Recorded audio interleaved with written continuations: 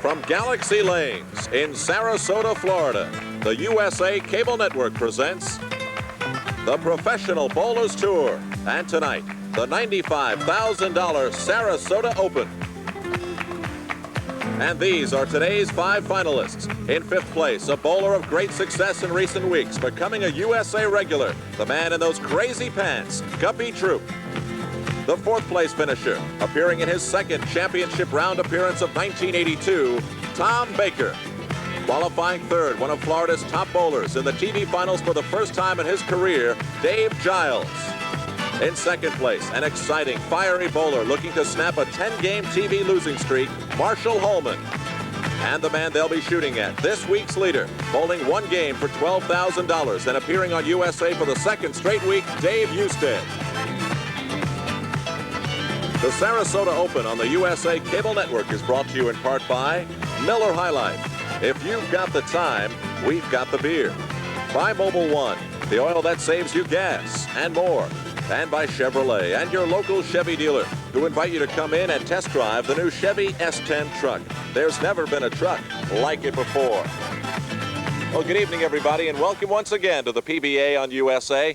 I'm Al Trautwig, along with Mike Durbin, and tonight the final stop on the summer tour for the PBA in Sarasota, Florida.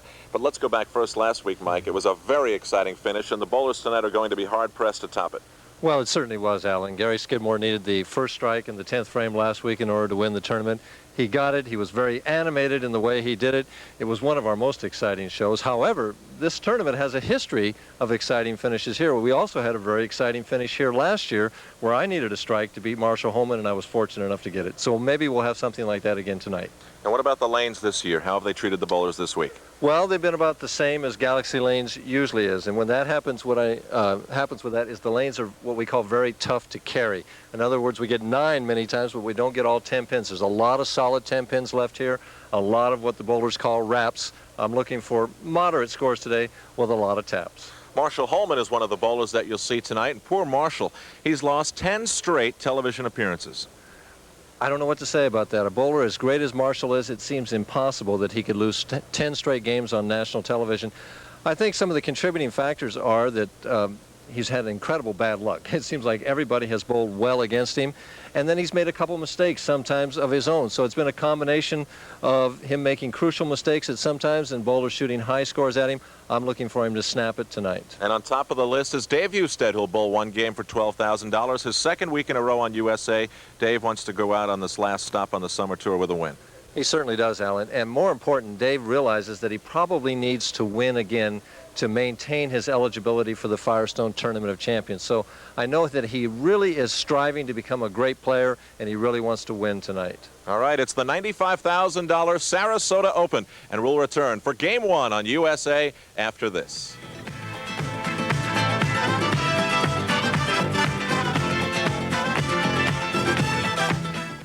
What made Chevy Chevette the best-selling small car in America last year? All the standard features: reclining front seats, AM radio, shift console, white striped tires, fold-down rear seat, and lots of other things. Is it Chevette's great gas mileage? A big 30 EPA estimated miles per gallon, 42 estimated highway. Could it be Chevette's low price?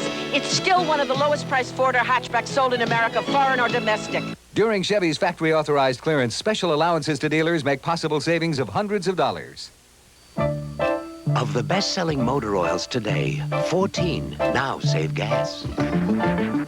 But only 1 saves gas, offers cold weather starting down to 35 degrees below zero, the best protection under extreme heat, and has the ability to take you 25,000 miles between oil changes. Only 1. Mobil 1.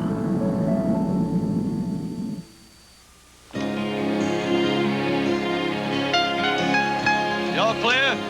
Yeah, let's go. I've pushed a lot of ships around this harbor. Some of them make you feel kind of small. But doing it right, that makes you feel kind of good. I haven't lost one yet, and I'm not planning to. But I guess the best feeling is when you finally get them on their own. That's when you realize how thirsty you are and just how good a cold beer's gonna taste. That's it, guys. It's Miller time. Miller time. Time to appreciate the difference between a good beer and a great beer. Miller High Life. If you've got the time, Oh, my God. we've got the beer. St. Patrick. Miller tastes too good to hurry through. Miller High Life, America's quality beer since 1855. If you've got the time, Miller's got the beer. We're ready to go in Game 1 of the 1982 Sarasota Open. And Guppy Troup on the left, 32 years old from Jacksonville, Florida, will take on Tom Baker, 27 years old from Buffalo, New York. And the traditional handshake and the pants, to answer your very first question, are gold on the right and green on the left. Tom Baker will step up to lane 23 in the first frame. The TV pair lanes 23 and 24.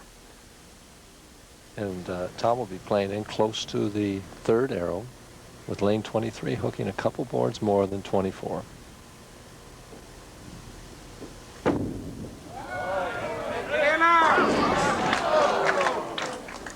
And we see why the scores were so tough here all week long. The 10-pin right away. Baker averaged 214.6 this past week.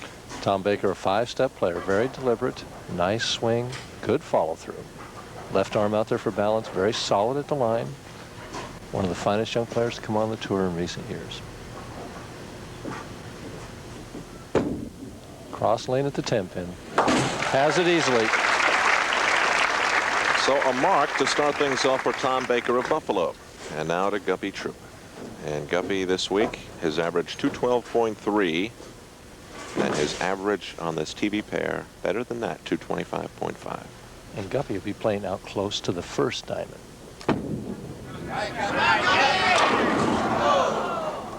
Little tight, solid 4-pin. So both bowlers leave one in their initial effort of Game 1. Troup, the number 5 finisher, and Baker, the number 4. Guppy, 5 steps also, but very quick steps in a contrast to Tom Baker, who is more deliberate. You know, Guppy kind of chops up there, very stiff-legged at the finish. These two are really a contrast both in personality and in style. Baker is deliberate and hooks the ball quite a bit and reserved in his personality, where Guppy is charging and quick, throws the ball reasonably straight and very outgoing in his personality. Very. His personality matches his pants. I've been kidding Guppy over the past couple of days that it's a good thing he knows how to bowl, because he certainly doesn't know how to dress. Well, I don't know. He gets noticed. Yeah, well, that's true.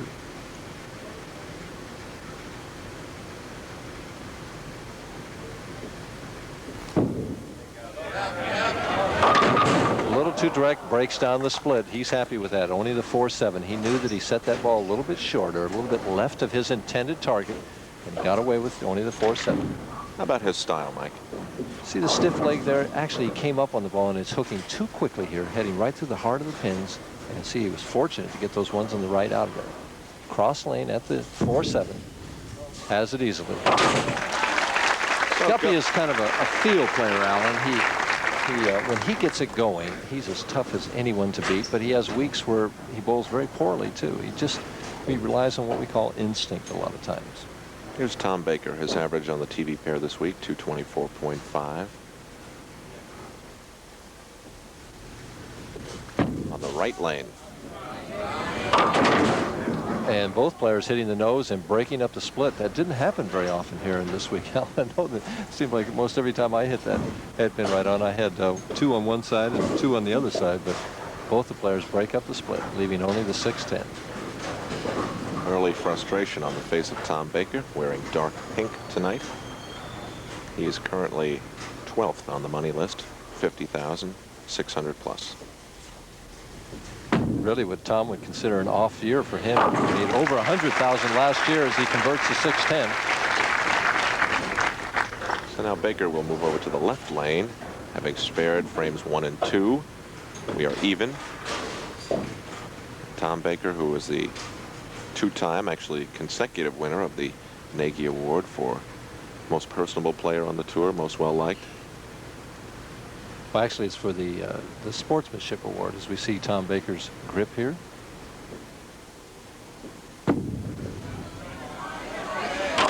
And trips that 4-pin out of there. Tom has that nice soft speed, and he gets a lot of carry that some of the players that throw harder don't get. 5-step delivery, left arm out for balance. Good follow through.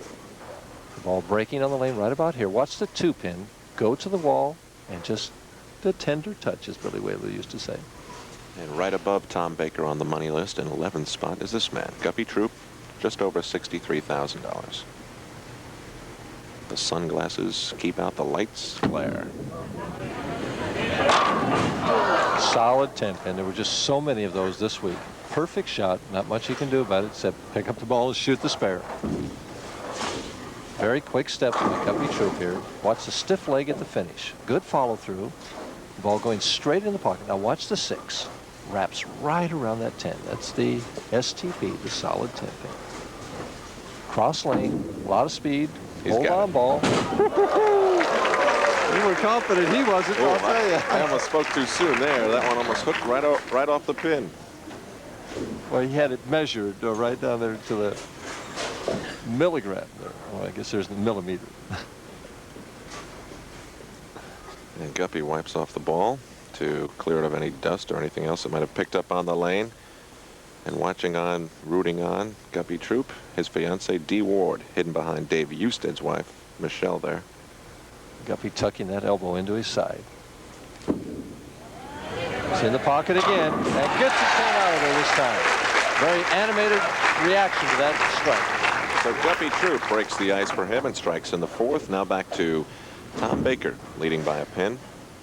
Tom's career earnings over $250,000. Tom Baker sets up on the grip, and someone who's not concerned about that at all is Guppy Troup.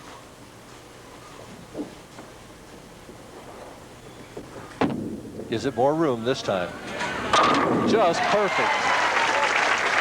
Tom playing just right of the 3rd diamond on this right lane. About the 3rd diamond is the 15th board, Alan. He's playing about 2 boards right of it. So we see him from behind here. Watch the follow through. Straight on out, just right of that 3rd diamond. The ball's biting the lane here. Perfect into the pocket. Almost left that 7. A pin came off the wall and got it. So it is an 11-pin lead now for Tom Baker, looking to win his 5th PBA title. Tom came so close to making the TV show in Buffalo, his hometown, and everyone was rooting for him, but he just missed. A little faster that time. And not quite the same result. He just was a little quick getting to the line that time. So right now, spares are the name of the game. Well, the scores are right now. Tom Baker has a double and he's clean, which if he would continue that out throughout the game would be a 2-0 game. Cross lane at the 4-pin. Has it easily. And Tom Baker spares the 5th, and he leads by 10 pins. It will be Guppy Troup bowling in the 5th frame, facing exactly that deficit when we return on the USA Cable Network after this.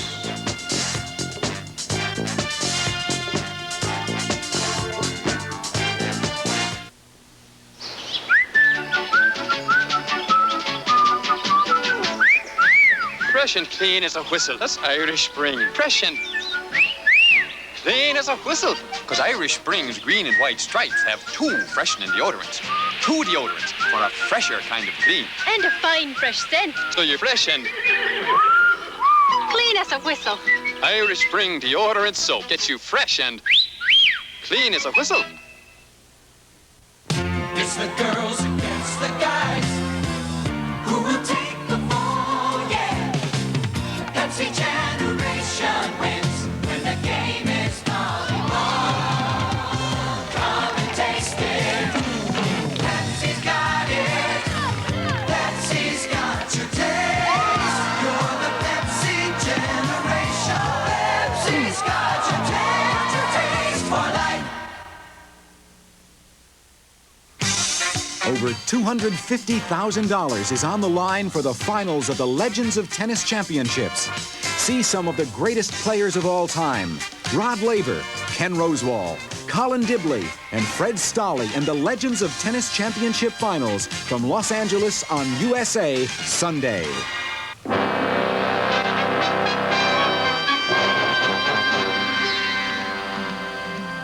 On the English Channel, a personal view of the mysterious land called India. Hosted by writer Keith Adam, it's an in-depth look at the customs, the culture, the history of the mysterious subcontinent. See it Sunday nights on the English Channel, only on the USA Network.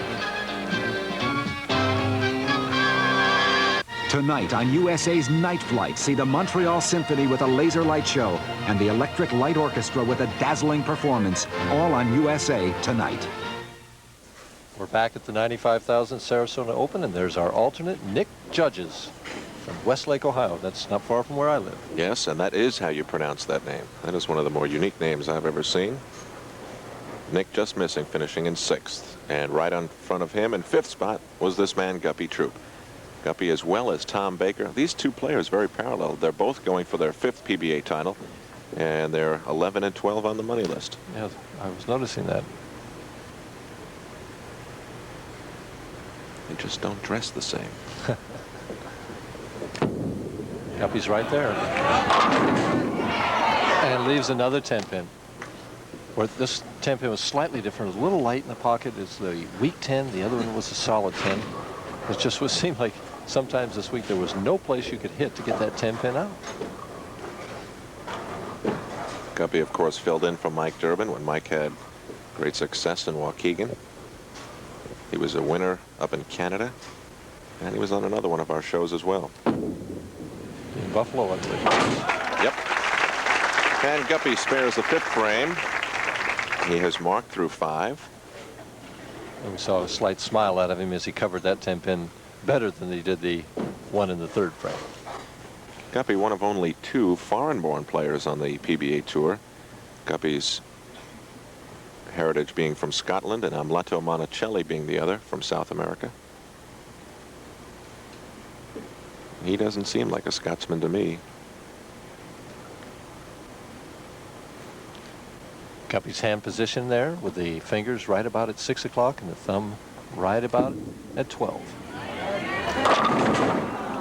Turned it a little early. The ball hooked quickly right through the heart of the pins, leaving the 3. And for the 4th time, Guppy leaves 1. Just left of his target, a little short. The left lane hooking more than the right lane. Takes a better shot on the left lane. Takes a good shot on both lanes, but I think you have to be a little more precise on the left lane. At least from the angle that Guppy is playing. Meanwhile, Tom Baker was on his feet ready to roll as soon as Guppy started his approach. So Baker is eager, looking to get back onto the approach. And he bowls now in the 6th frame, leading by 11 pins. Tom fiddles with his grip quite a bit. He seemed struggling to get those fingers. He wants the exact right feel with those fingers in the ball. Once he gets it, then he's all right, but sometimes he'll fiddle quite a while to get that grip.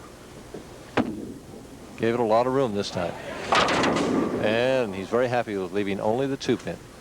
He's struggling right now just with the feel of the ball and with his timing a little bit. He doesn't feel quite comfortable yet. This time he gives it more room. He goes out closer to the 2nd diamond. Breaks late, and a lot of times on this particular hit we leave the 10-pin with it and it barely goes out. He's happy to get 9 out of that shot. Tommy's high game this week, 268. His low, 167. Covers the 2-pin easily, maintaining his 10-pin advantage. See that towel that Tom is holding in his hand. He's one of the only players on the PBA Tour that uses a wet towel. Most of the players have a towel out there, but it's always dry. He uses a towel that's moist and wet. He likes that better. Theory being? The theory being for him particularly that it keeps his hand ready to throw the ball from building up too much perspiration on his hand. Tom takes a re-rack, and from the look on his face, he says, Harry Golden, tournament director, come take a look. It doesn't seem right. Probably came up with one that was worse than the one he had before. Looks like the 3-pin is in a little close to the head pin, causing a closed pocket. And what would happen this week, Alan, when that particular rack was there, it would be a solid 10 every time. However, Harry Golden does not give him the re-rack. You could see Guppy Troup in the background trying to beat the Florida heat, and it is hot in Sarasota.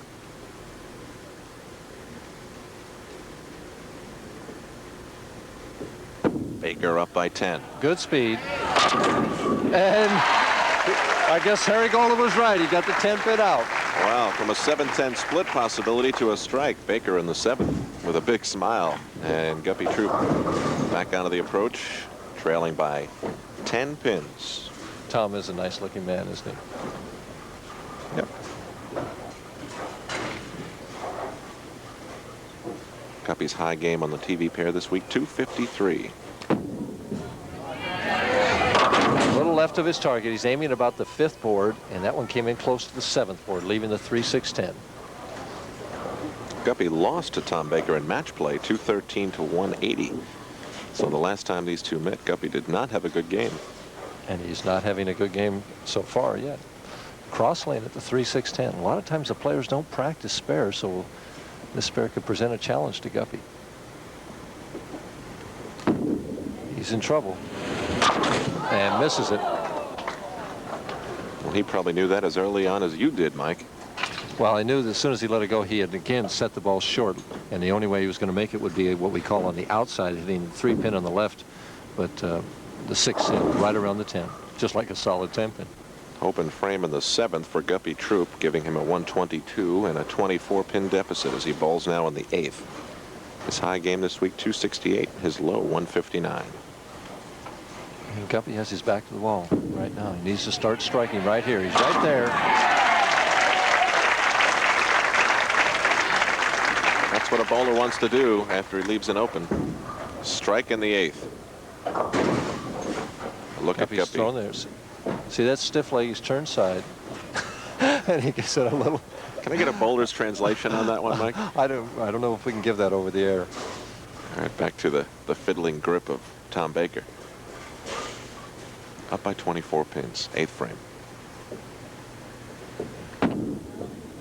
Good shot, good shot. And gets that 10 out of there. Where Guppy's leaving that 10 pin on that lane, the soft speed of Tom Baker knocks it out. And a look at Tom Baker watching his ball from the foul line. See how imbalanced he is? Perfect balance of the line. Watching his reaction. Come on, ball, carry. All right. Up by 34 pins, working on a double in the 9th.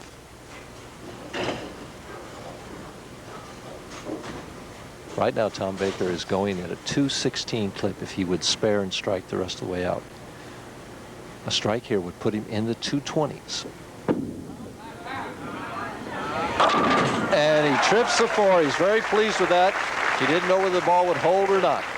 And Guppy Troup is not in an enviable position at all. The best he can get if he strikes out would be 212. He needs to strike out and hope that Tom Baker would open. Yeah, he's got a Reggie Jackson deficit here, 44 pins. Very good. How many people know that's Reggie Jackson's number? A lot, I hope. Perfect shot. Beautiful shot by Guppy. Finally carrying on that right lane. And he knocks it down to 34 pins. And keeps himself alive. Let's take him one at a time. He needs to get all 3 in the 10th. Not taking much time at all. Takes that elbow into his ribs there, into his side.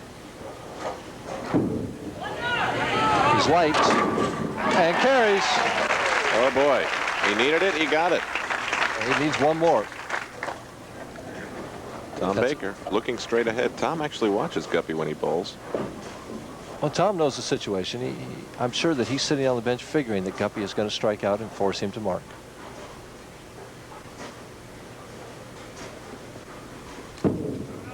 That's high. And leaves a 610. Guppy makes it. He'll have an even 200. And basically, Tom Baker just needs to show up for the 10th frame. And I think he'll do that, don't you? Yes.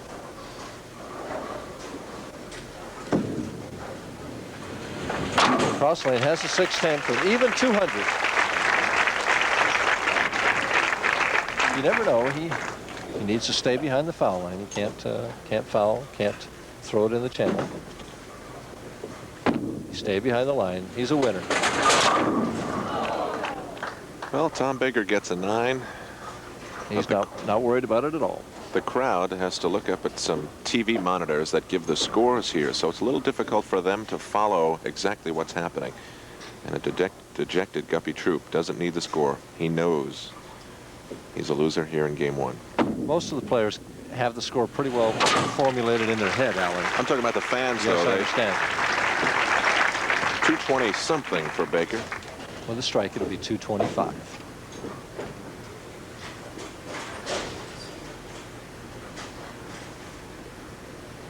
needs to maintain his momentum and stay right in the groove and be ready for game 2. He's got another nice shot. Knocks that 10 right out of there. And a 225 it is for Tom Baker of Buffalo, New York. He defeats Guppy Troup 225 to 200, and it will be Tom Baker moving on to game 2 here in Sarasota. Chevrolet will award the use of an S10 truck for 1 year to the bowler who fares the best overall in the 15 PBA tournaments that we're carrying here on the USA Cable Network. Chevrolet S10. There's never been a truck like it before. We'll return.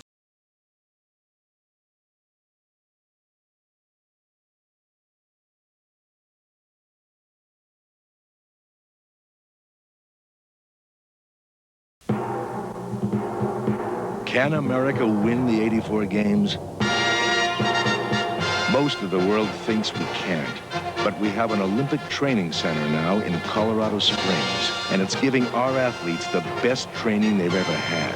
So come 1984, the world could be in for a little surprise.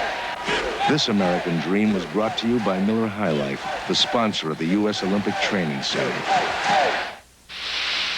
Chevy's out to blow away the confusion about pickups with the new size Chevy S10 with available V6 power the imports don't have. Chevy S10. V6 power to tow twice as much as any foreign import pickup. Carries heavier payloads than many standard full-size pickups. V6 power with gas mileage ratings even the best-selling 4-cylinder import when equipped with a 5-speed transmission can't beat. Chevy S10. It's the hottest-selling new truck in America. There's never been a truck like it before. The upper echelon of college football. Powerhouses whose goal is the national title. The contenders, defending champ Clemson, Herschel Walker's Georgia Bulldogs, Bear Bryant's Crimson Tide, USC, Pitt, and the Fighting Irish. You won't want to miss this outstanding slate of gridiron action on the USA Cable Network this fall. The race for #1 begins September 5th as the torrid Miami Hurricanes clash with the Florida Gators. College football at its best on USA this fall. Nobody has won more soccer bowls than the awesome New York Cosmos. Now, Giorgio Quinaglia and the rest of his brigade have a shot at an unprecedented 5th NASL crown. It won't be easy. Western Powers San Diego and Seattle have their goals set on a 1st NASL title, and a sleeper always manages to creep into championship contention. San Diego's Jack Murphy Stadium will explode September 18th as we bring you live coverage of Soccer Bowl 82, exclusively on USA. Back in Sarasota, Tom Baker, a 25-pin winner over Guppy Troup, will move on to face Dave Giles, a 37-year-old Miami Floridian, a 14-year member of the PBA trying to win his first PBA tournament. Al Trautwig and Mike Durbin, as we look live at Dave Giles, as we come to you from Galaxy Lanes in Sarasota, one of the many bowling centers complete with flashing lights in the disco and video games, but there is also something very special here, and earlier we tried to explain exactly what that was.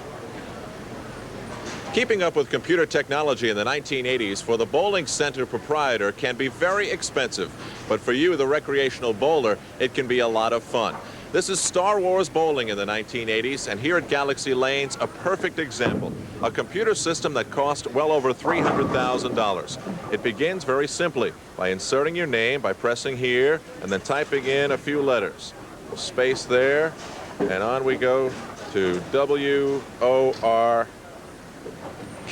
So USA Network is the first team that would be bowling on this lane. If there were any problems with scores, they could be changed here. Bowlers 1 through 6 could be input for any lane for team bowling. And very simply, the computer does all the rest. And we'll get a look at that as Mike Durbin, my able helper, will pick up a 16-pound bowling ball and step onto lane 34. Now, 60 feet away are a set of computer sensors. And it is a sonar-type system that senses the placement of the pins, not the noise or the sound, but simply the objects, the pins, that are left standing. That is relayed by computer up to the video screens on top of the tables here at Galaxy Lanes in Sarasota, and very simply we see that Mike has left 1 pin and needs to make that for a spare. So he'll go for that now. And Mike tosses it. In addition to that, above the ball return, there is a series of red lights which reflects which pins are standing should there be a sneaky one left there behind. So Mike has indeed spared it and is reflected on the scoring system above. So for over $300,000, you can play with this. The bowling proprietor can own it, and that is all above and beyond the cost of about $35,000 to $50,000 for each lane that is spent. And on we go to game 2. Tom Baker on the right, and big Dave Giles at 6'2" sits down, and it will be Baker stepping up first to the left lane, lane 23, in this game 2. There's Tom fiddling with those fingers again. Get that exact right feel. Finally, he has it.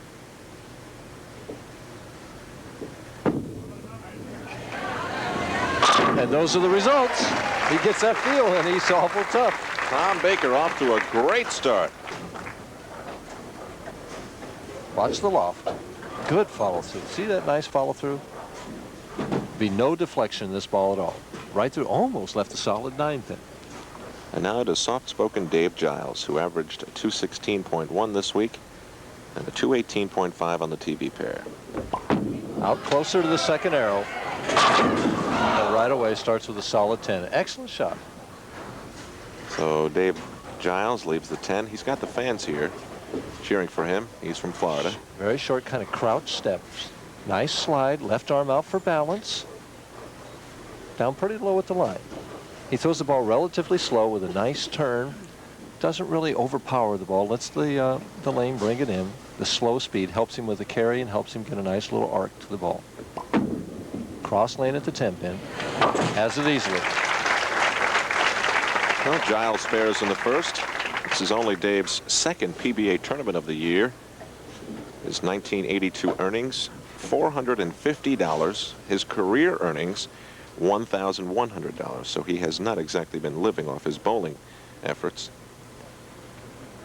He prefers to bowl down to Miami and work at his job. 3-fingered grip there. Very standard fingertip grip, thumb in all the way. He's right behind the ball. A little turn there at the end. And a little light, leaves just the 2-pin. Very solemn, very intense. Not smiling too much, is he? No, he certainly is not. He appeared on television quite frequently on local bowling telecasts in Miami, and actually bowled a 300 game on television once. So. And then followed it up with a 279 right after that. So the bright lights don't scare him. Has the 2-pin. So I'm sure he's going to sit down and breathe just a little easier. He got 2 marks under his belt. His first time on PBA television. And we're back now to Tom Baker. Tom's best finish in '82, 4th at the Rolaids Open. He's going to at least equal that. Finally has the feel. Gives it a lot of room. Here it comes. And he gets that light hit. Well, Baker splatters him in the second. And that puts the crunch right away on Dave Giles. See Tom, nice straight swing, low back swing. Follow through goes a little bit to left. He didn't quite get the lift he wanted, but the lane is bringing the ball back. Head pin goes to the wall and gets the 4, 5, 7 out of there. Tom on the left lane now. Already up by 11 pins, can increase it to 21 with a triple. A little extra time here. Studying that target. Very slow and deliberate. Where he was tripping that 4 out the first game, he leaves it now. Shakes his head. He knew he set that ball just a little bit short. He's still searching to get that right feel. Well, he'll have to get the right field to knock down the 4-pin to spare in the 3rd. Well, it's easier at the 4-pin. You can hit it on the right or hit it at the left. You don't have to be quite as accurate. And he hit it dead center. Right on. Can't be much more accurate than that. And back to Dave Giles, who has taken a couple of deep breaths, I'm sure. That's the owner of the lanes there, wearing official Guppy Troup pants. Rafi, carry on. I understand that was as a result of a wager that he made with Guppy. Is that correct? I'm not quite sure, but we're going to ask him later. There he is. The owner of Galaxy Lanes. Here's Giles down by 10 pins. Right over the second diamond. And right in the pocket with a solid strike. Very nice shot.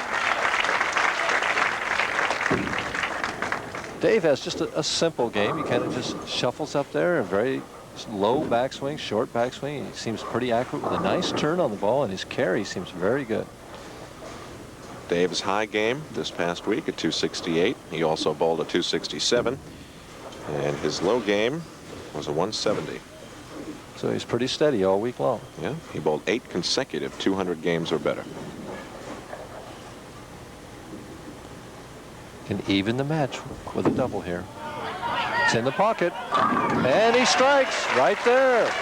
Even match. Dave Giles will not be intimidated at all. And back to Tom Baker now in the 4th frame.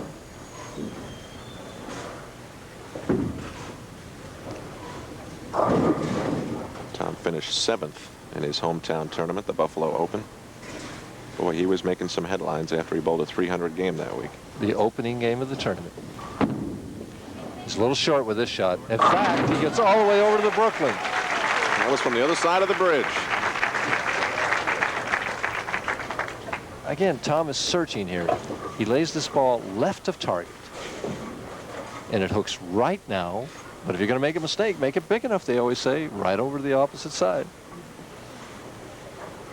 It looks the same up on paper. Yeah, it's too bad they don't get cable television in Brooklyn.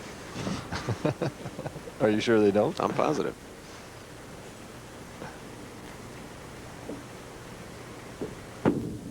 Better shot this time. And he takes advantage of that good break he got. Well, Tom Baker's bowled in 5 frames, and he has struck in 4. And he sits down. We're going to take another look here at Tom this. very firm with the shot. See the good loft? Now the ball goes further down the lane before it bites. It's biting now. Perfect in the 1-3 pocket, and the 8 pin was the last one to go. Well, it is still a close contest. Dave Giles will step onto the approach, trailing by 10 pins when we return to Sarasota, Florida after this.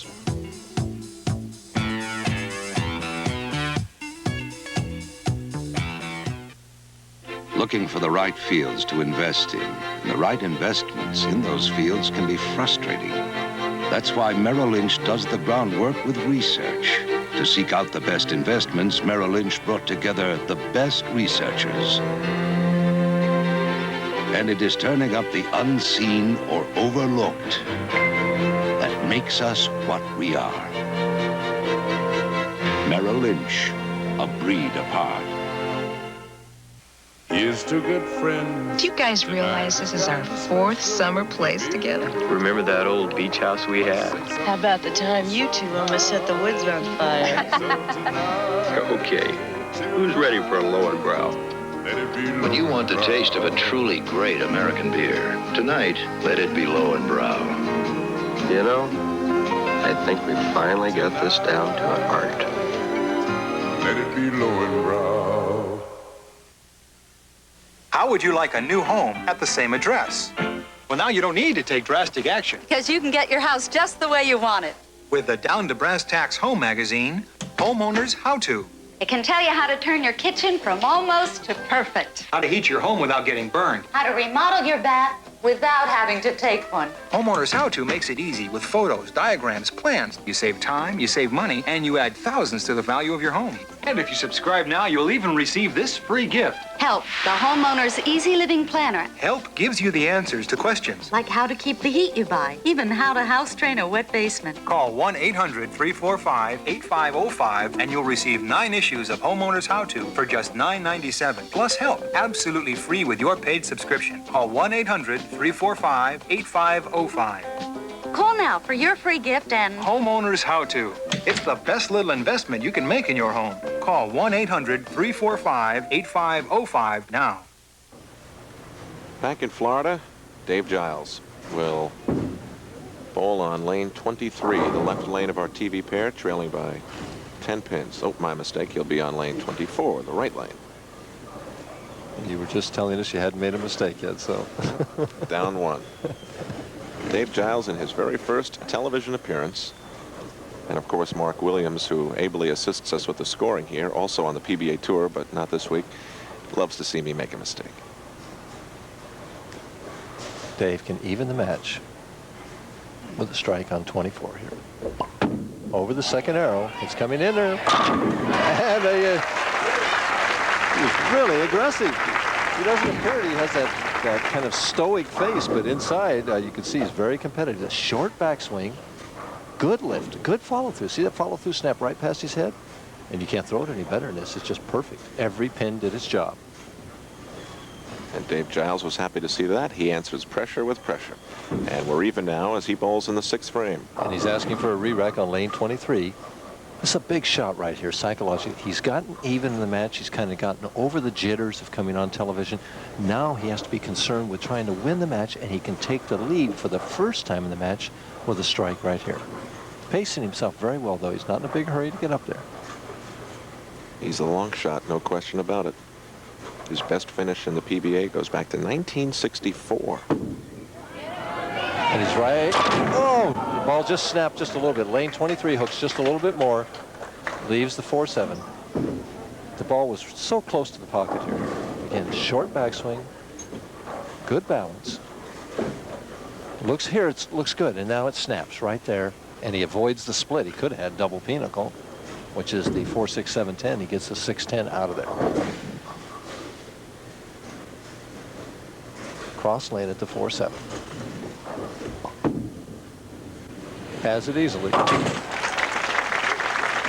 Dave hooks it in there, spares the 6th, and Tom Baker leads by 2 pins. These two met in match play. It was Giles the winner over Baker, 223-214. Tom Baker wants to change that. He went Brooklyn on this lane the last time. Let's see what kind of adjustment he makes. Move deeper, and it's not going to make it. He made a move with his feet and with his target. He moved his feet a couple of boards to the left and his target at least one, and the ball didn't make it. He's kind of fishing on this right lane right now. Was it because of the Brooklyn that he just threw that he made that change? Well, it was because the ball hooked sooner than he thought. He wanted to get in deeper. As we see, he's in closer to the 3rd diamond here, and the ball doesn't bite and get up there and make it. Right at the 2-pin, makes it. It's a 1-pin ball game right now, but Tom is fishing a little bit on this right lane, and he has to finish on that lane in the 10th frame. A very close matchup now. Baker is studying concentration. And silence from the packed house here at Galaxy Lanes. What a modern bowling center this is.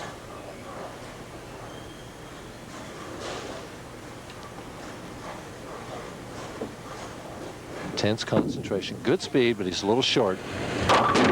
And full penalty, 3-6-7-10. When I say he was a little short, he was just a little left of his target, and the ball I knew was going to bite too soon. He made the full penalty. He has good speed here, but he doesn't get it out to his target. It's biting right now. 3-6-7-10. He has to go for this. What you want to do is cross lane, hit the 3-pin on the right, and slide it over into the 7. It's a makeable split.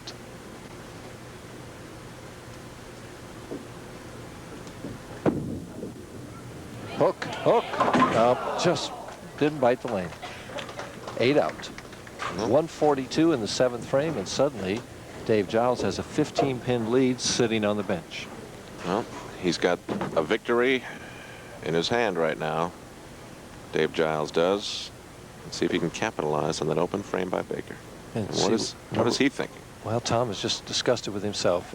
He's a little bit lost on the pair. He's got to get it together and find him in a hurry. Giles up by 15.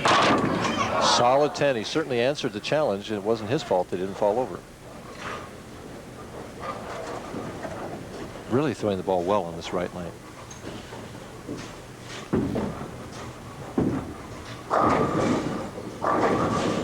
Giles thinking about one thing. The 10-pin 60 feet away.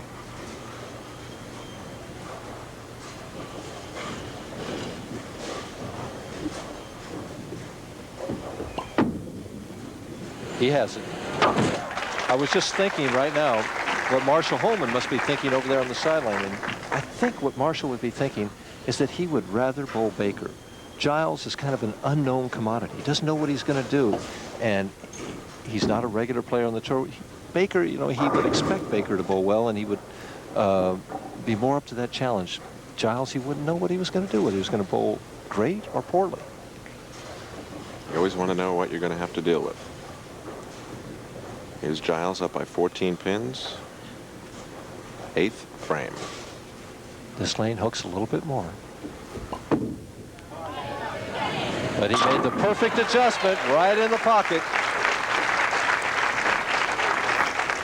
And Giles maintains the 14-pin lead, takes a deep breath. Right now, Dave Giles is going at a 2:16 pace if he would spare strike the game out the rest of the game. Tom Baker is going at a 2:02 pace. And the best Tom Baker can get if he strikes out is 2:32. So we still have a match up in the air. Big shot for Baker. Made the right adjustment on that right lane. Down 14 pins and must strike here in the 9th frame. Can cut it to 4 with a double in this 9th frame, plus set himself up for the 10th. Tom's certainly a member of an elite group. He's one of 5 bowlers only in PBA history to go over $100,000. The other 4 are Earl Anthony, Mark Roth, Marshall Holman, and Wayne Webb. Needs it. Good speed, good speed. Solid 10. Boy, just not his fault at all. Great shot. Made an aggressive shot there when he had to, and it just didn't fall over. The reason that was such a big shot is now if he makes this spare and would strike out in the 10th frame, still the best he can get is 212, where he could have gotten 232 if he'd have carried that one. Cross lane at the 10 and has it. Tom Baker spares the 9th, but as we used to say in my neighborhood, he'll get last licks in the 10th. Plus 14 pins. Dave Giles in the 9th. Tom going over to check the score with our tournament director, Harry Golden. Dave going to really the lane that he's hit the best. He's in the pocket every shot on this right lane.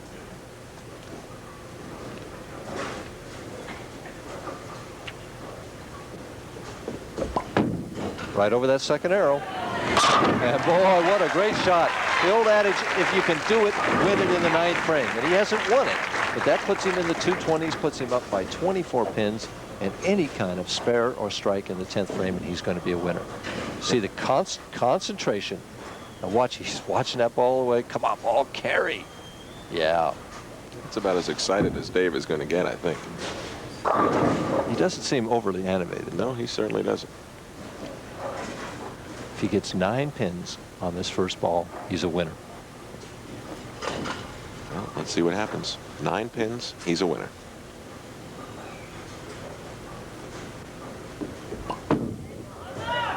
Uh-oh. That's enough. He tripped that 4 out of there. The ball's starting to break a little soon. I didn't know whether it would hold or not, but it did. Well, there was a nervous moment right there for Dave Giles, but he strikes in the 10th, and that will make his lead of 24 pins insurmountable for Tom Baker. It'll be tough for Baker to bowl out the 10th, but he will. But a couple more shots yet for Dave Giles. I don't know whether Dave realizes that he has this locked up or not. I'm sure he's deep in concentration, but basically just needs to stay behind the foul line.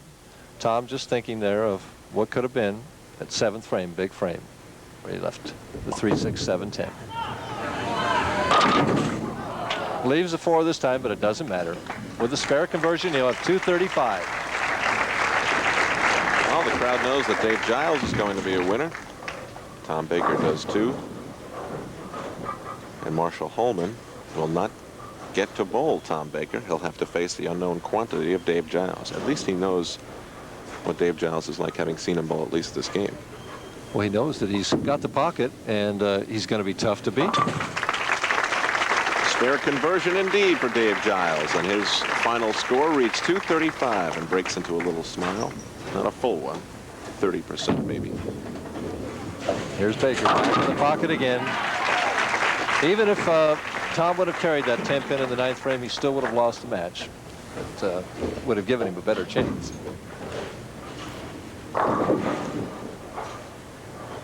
Baker 182 in the 9th, strike in the 10th. And Tom will add $4,500 to his earnings, which I'm sure he won't turn down. There's the hit that Tom Baker carries so well, that light kind of pusher off, just pushes the pins off. And Tom gave a smile to the crowd and showing why, once again, he was a great sportsman, as the players recognize. He's a very nice young man. I've never seen him get upset. I've seen him out here for about 4 years now and never seen him get upset. Well, he strikes out in the 10th and makes about the best finish he possibly can. It is 2:35 for Dave Giles and 2:12 for Tom Baker. Marshall Holman waits in the wings, and Dave Giles is ready for him.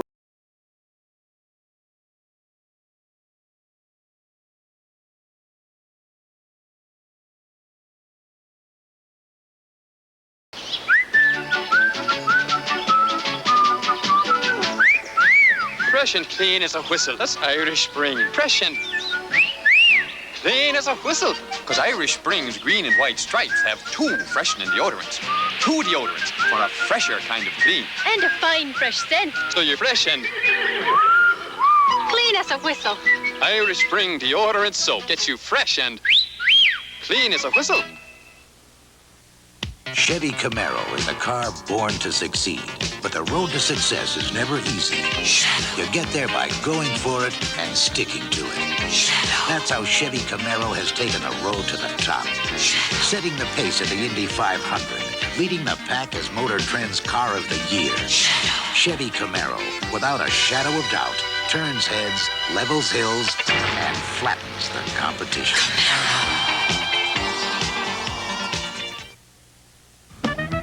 The USA Cable Network, 24 hours a day of TV programs aimed to bring your family what they want when they want it.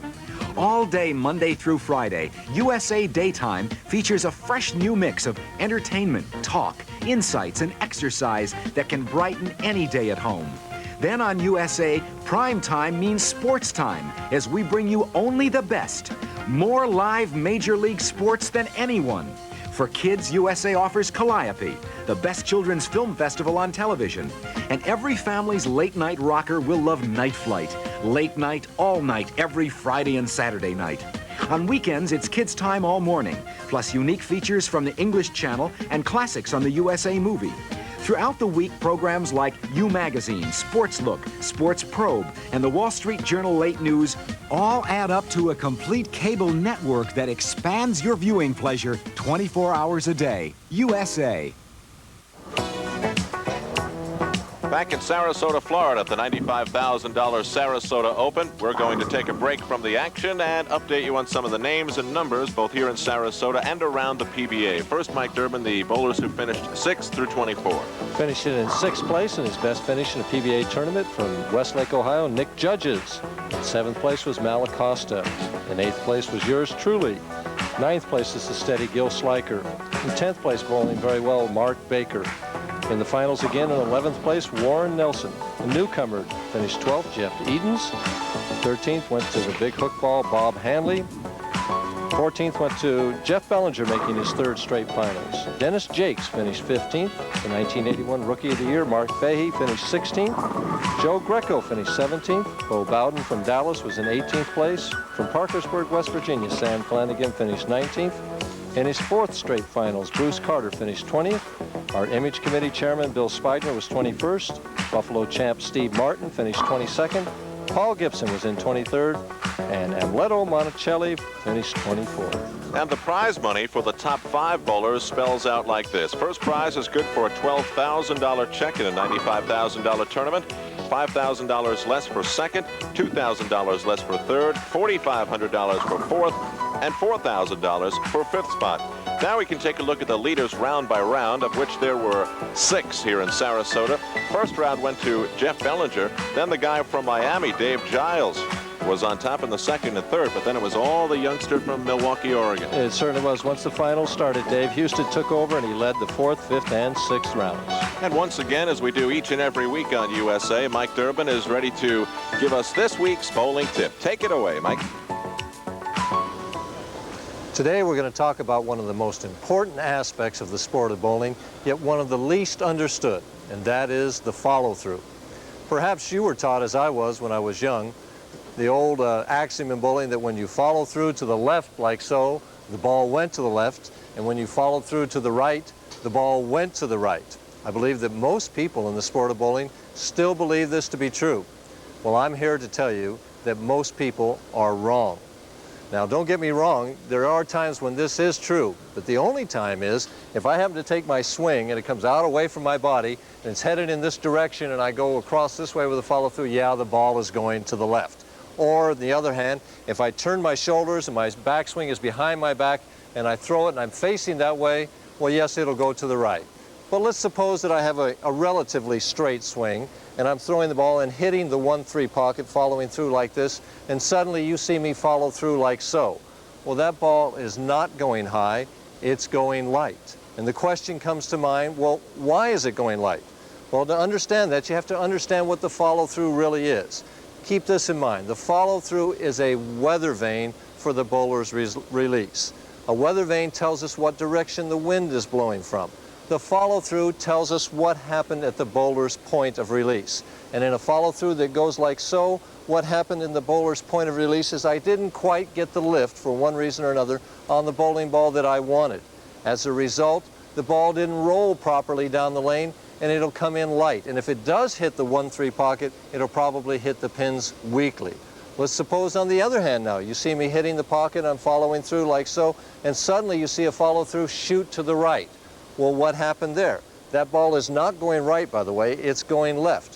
What happened there was that I probably turned the ball a little early. Instead of staying behind it and turning late, I turned a little early, or I got the swing away from my body, and the ball was headed high, and I sensed that, so I tried to save it, and the arm went out to the right.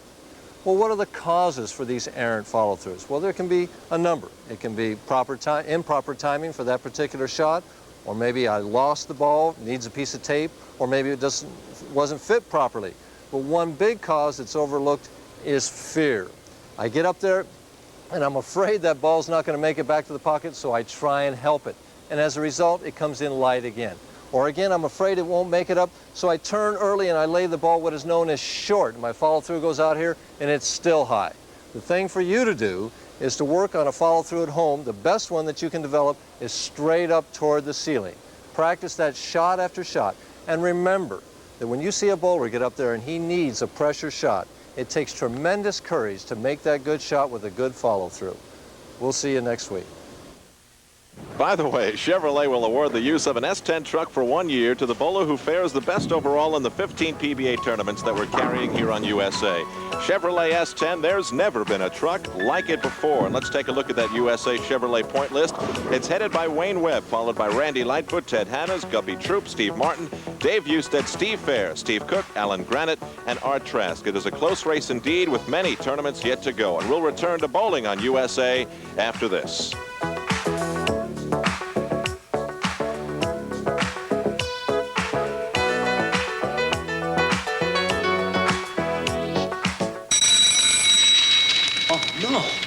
I'm gonna flunk my exam. Something wrong, Tom? My calculator. Dead batteries. Here, borrow mine. I use Duracell batteries. They last longer. Tests prove after a few hours, regular carbon batteries wear out. But Duracell keeps going strong. Duracell lasts longer. Time's up. Give Duracell an A+. Duracell. The copper top battery. No regular battery looks like it. Or lasts like it. Here's to good friends. Hey, how you doing? Tonight. Hi, Jim. Hey, what's up? The bill. Well, I thought it was about time I paid you back. Must say something. Paid us back. I paid us back for what? Last Sunday when the Palmers dropped in, you loaned me some beer. Well, Jim, that was beer. This is Lowenbrow. Well, let's call it interest. When you want the taste of a truly great American beer, tonight, let it be Lowenbrow. You know, Jim, I've been thinking. Maybe you ought to borrow things more often. Let it be Lowenbrow. Over $250,000 is on the line for the finals of the Legends of Tennis Championships. See some of the greatest players of all time. Rod Laver, Ken Rosewall, Colin Dibley, and Fred Stolle in the Legends of Tennis Championship Finals from Los Angeles on USA Sunday.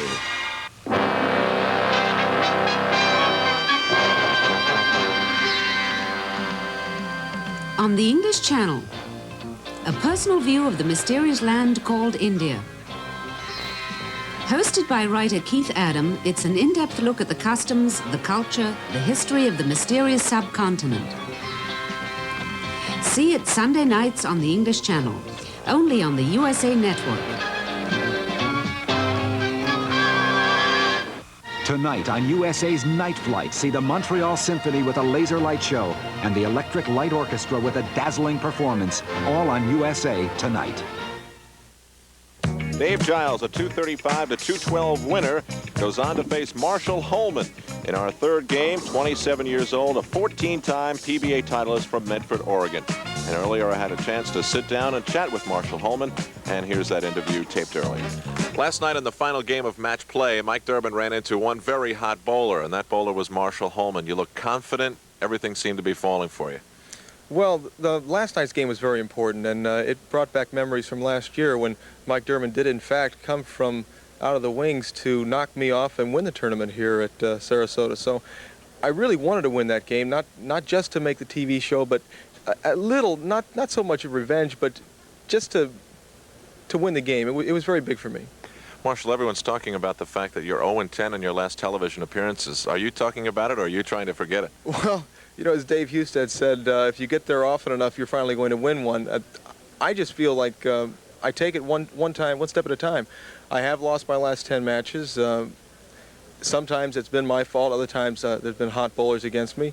But I'm just going to go out there and try and make good shots. I really feel like this is my week because I wasn't even entered in the tournament with a half an hour to go on my squad. I'd actually canceled out of the tournament because I had a very severe headache, and my girlfriend sort of pushed me out the door and said, well, at least give it a shot. And I've made it this far, and I really feel positive. That was pretty good advice. I think you ought to listen to her more in the future. Anything she says is fine with me. What about the situation not too long ago where you got upset, you punched your hand, and you broke it in frustration? Is that typical of the type of bowler that you are, intense? Yeah, I am an intense player. Fortunately, the TV pair is very far away from any walls, so I don't anticipate any problems with walls in the telecast tonight. You know that George Steinbrenner frowns on players that punch and break arms and hands. That's right. I understand that a pitcher on his staff did in fact break his hand only maybe a week or two after I did. How are the lanes, how have they been to you this week, and how do you think that'll affect what you do tonight on television? Well, this particular pair of lanes has been good and bad. I bowled on it the game before I bowled Mike and shot 179. Made a couple adjustments for that match and shot 250. So I think I'll be able to figure out the pair. The carry is tough here at Galaxy. A lot of 10 pins. Last year, my carry was fantastic the whole tournament except for the last game. I think at times when I really need a shot, I have a tendency to energize the ball a little too much, get a little too much speed, too much roll, and that makes the pins jump straight up in the air and I leave 10 pins. So I'm going to have to maybe be a little more at ease with the key shots, not let up on them, but not throw them so hard that the pins just fly over each other. Well, I hope you don't leave 10 pins tonight. Thanks. Okay, thank you, Alan. And live, Marshall Holman will shake hands with Dave Giles. And what do you think he's thinking, Mike Durbin? Well, right now, just judging from his practice shots, he was fishing just a little bit on the practice shots. He did not strike. He gets 4, and he did not strike on any of the 4 shots. And on the left lane that he's chosen to start on, he didn't hit the pocket. All right, here's Marshall Holman. His average this week, 216.1, identical to that of Dave Giles. And on the TV pair, a 227. And right out of the gate, the 210. He almost left out his last practice shot. Marshall, last week in Austin, as he alluded to in the interview, hit his head in the pool and was dizzy, and he had headaches. And only 30 minutes before this tournament began, walked through the doors and bowled. Cross lane, has to hit the 2 on the left, and does it. Great shot. Boy, something like that can really trigger Marshall Holman. I'll tell you what, he's an emotional player. And Marshall slaps 5 with Dave Giles. Giles, of course, as any bowler would appreciate a shot like that. See the steady head of Marshall Holman, those eyes on that target. Watch his reaction to this. He is just an animated player. Look at those teeth. He loved it, and the crowd did too. All right, here's Giles in the first frame. Over that second arrow. Right solid in that pocket, I'll tell you.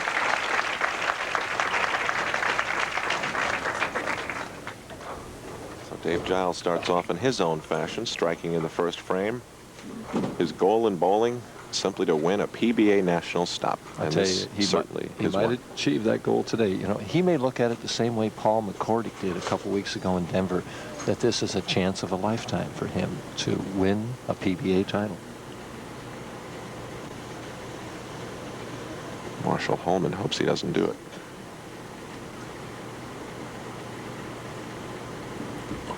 Working on a strike. Can take the lead, and certainly does. Great shot. Dave is throwing the ball super, and he is lined in on both lanes. Not much reaction from him here. Short backswing. Good loft. See the ball well out, about 18 inches out of the lane. Perfect reaction. Every pin in the pit. Knocks them all down for a double. Now back to Marshall Holman. 13th on the money list this year. Marshall swinging the ball more. Solid on the right lane. And Mike, he looked right there like he did in the last game of match play against you last night. Watch the steady head. All the way through. Snaps it through. Perfect follow through. See how imbalanced he is at the line? Long slide. Marshall has a great style. He actually... Plus he's just so aggressive. I mean, Marshall just has everything it takes to be a Super Bowler, and of course he is a Super Bowler. He actually starts with one heel off the approach. He gets a running start. This one's full penalty again. That's the adjustment for the 210. He leaves the 210, comes in light the first frame. It makes the adjustment to 3-6, 7-10. Ball's a little further left here. Doesn't give it as much room. It bites too soon. And full penalty. Same thing that Tom Baker left against Dave Giles. Let's see if Marshall can make this one too. Marshall's high game this week, 276. Here's a tough spare coming up. And he did the same thing Baker did, slid by it. And Marshall's troubles on TV continue. He's down 24 pins right away. And his opponent has the hammer in hand. And it weighs 16 pounds. Giles in the third, leading by 24 pins.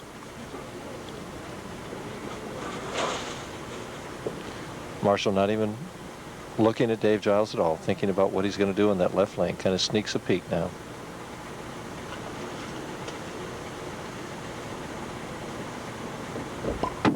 Right over the second arrow again. Leaves the 4-pin. Ball hooked just a little bit early. But he's right around that second arrow every time. Well, Dave had a chance to pounce on Marshall after he left that open third. But he leaves the 4. Cross lane now, he'll shoot at the 4-pin. Certainly taking his time. He's in no hurry.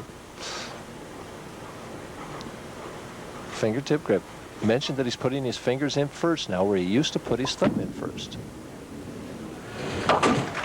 Started that about 6 weeks ago and said he's been bowling super ever since. Dead center. Spares the third. So it's all marks so far for Dave Giles. And he still has a chance to capitalize on that open frame that Marshall Holman left. But not as much as if he could have struck in the third frame and then here in the fourth. The lead is 23 pins. Even if he strikes here, it'll stay at 23.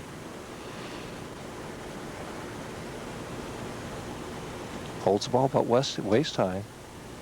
5-step delivery. Snaps that follow through. Right in the pocket. Boy, he's getting great results, isn't he? Oh, big Bowling go. super.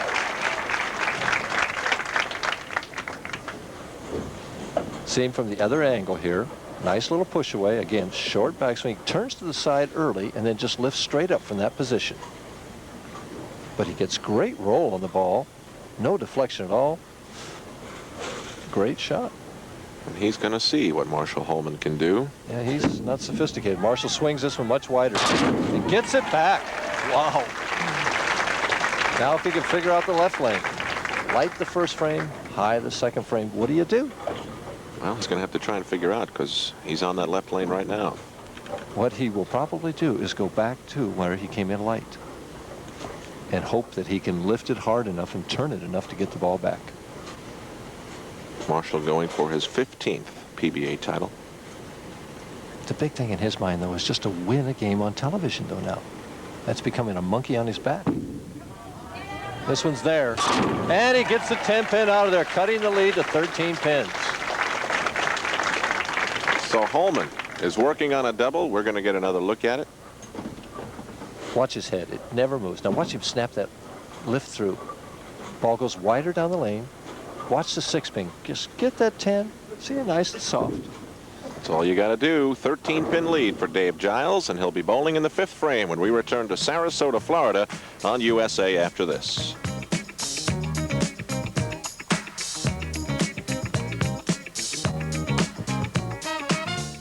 Chevy's out to blow away the confusion about pickups with the new Chevy S10. Let's compare gas mileage. Toyota and Datsun can't match S10's EPA gas mileage ratings. The imports don't offer an optional V6. S10 does. The new size Chevy S10. There's never been a truck like it before. And now, special incentives to dealers make possible savings of hundreds of dollars on new S10 and Chevy Love pickups, plus full-size C and K10 and 20 pickups. It's the girls against the guys. Who will take the ball, yeah. Pepsi generation wins when the game is volleyball. Come and taste it. Pepsi's got it. Pepsi's got your taste. You're the Pepsi generation. Pepsi's got your taste for life. The upper echelon of college football. Powerhouses whose goal is the national title. The contenders, defending champ Clemson, Herschel Walker's Georgia Bulldogs, Bear Bryant's Crimson Tide, USC, Pitt, and the Fighting Irish. You won't want to miss this outstanding slate of gridiron action on the USA Cable Network this fall. The race for #1 begins September 5th as the torrid Miami Hurricanes clash with the Florida Gators. College football at its best on USA this fall. Nobody has won more soccer bowls than the awesome New York Cosmos. Now, Giorgio Quinaglia and the rest of his brigade have a shot at an unprecedented 5th NASL crown. It won't be easy. Western Powers San Diego and Seattle have their goals set on a 1st NASL title, and a sleeper always manages to creep into championship contention. San Diego's Jack Murphy Stadium will explode September 18th as we bring you live coverage of Soccer Bowl 82, exclusively on USA.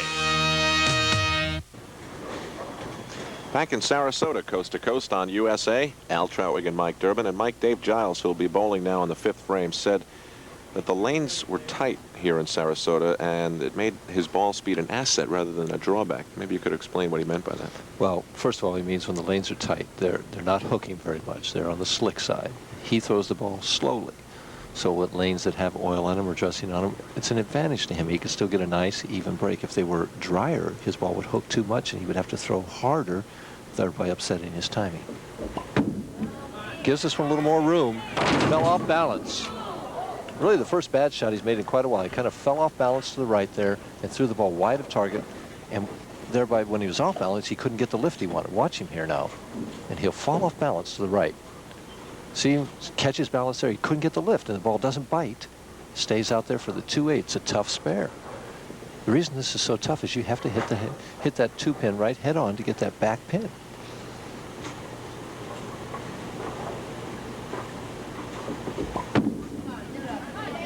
And he had enough on it to get it. Boy, he didn't know. He was worried.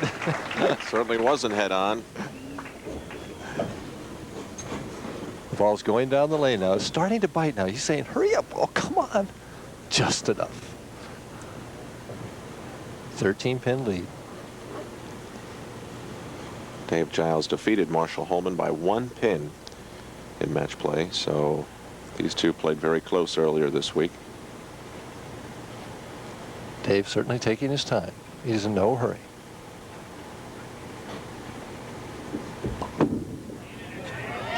Right back in the pocket. Like it almost looked like he lost his balance on that toss at the foul line. Well, he did fall off balance a little bit to the right, but it was after the shot was gone.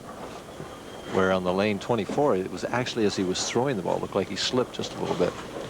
So Giles, 2 strikes to start, then spare strike, and now back to Marshall Holman working on a double in the 6th frame and trailing by a hopefully lucky 13 pins. Can cut it to 3. Gives it a lot of room. Here it comes. And the solid 10-pin, and he knew it. When that ball arcs like that in galaxy lanes here, It's just so many times it's a solid 10-pin. Boy, Marshall's troubles on TV still continue. That could have put him right back in the match. It was a great shot and just a bad result. Very hard and straight at the 10-pin. Has it easily. 14-pin match right now. Marshall shakes his head. He's a pretty intense bowler.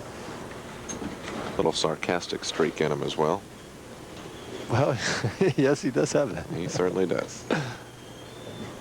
And he's another one of the many PBAers that love to golf. And Harry Golden, the tournament director, also directs them to some of the best golf courses in the country. Bounces this one. And a solid 4. Good shot right in the pocket again. Those were 2 shots. He could have taken the lead with 2 strikes there and got penalized for good shots. And he looks a little disgusted right now, and he just can't afford that. He's still in the match. It's only a 15-pin match. Hard and straight at the front. Right now, though, his destiny is not in his own hands. Dave Giles steps up there, leading by 15, can increase it to 25 with a strike here on the right lane, and then bring it up even more if he can get 2 strikes. And that's a difficult thing when it's just not in your control. No, there's not much you can do except sit and watch. There's no defense in bowling. Dave asking for a re-rack on this right lane. Personally, I'm sitting right behind it. I could see nothing wrong with that particular rack. I would have shot it. Maybe he just wanted to take a break. It's possible he did want to buy a little time because this is a very important shot.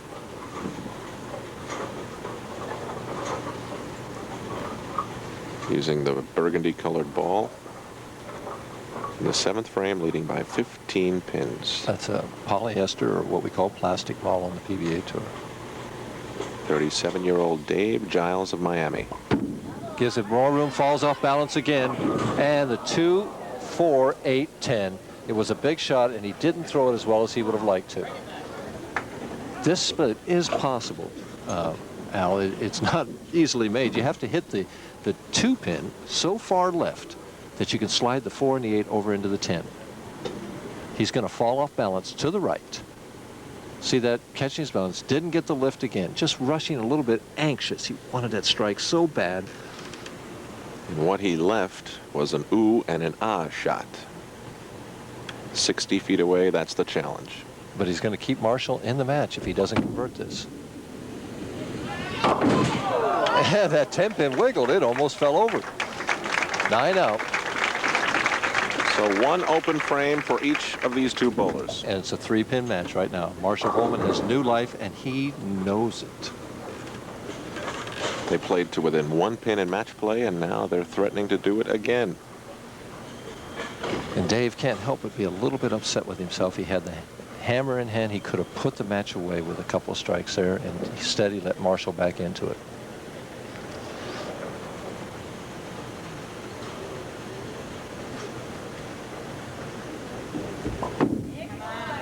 Just light again. And the same type of hit, leaving only the 2-pin this time. Gets a break. He's pleased with that shot because he's a little bit rattled. See, the split rattled him just a little bit, and it's tough to come back and make a good shot. He seems very composed, though. You can tell that he's bowled a lot of tournaments and local action around his area. He'll go straight at this 2-pin. He has it. That Giles a spare in the 8th. And a 3-pin lead for him. Marshall checking the rack and asking for a re-rack.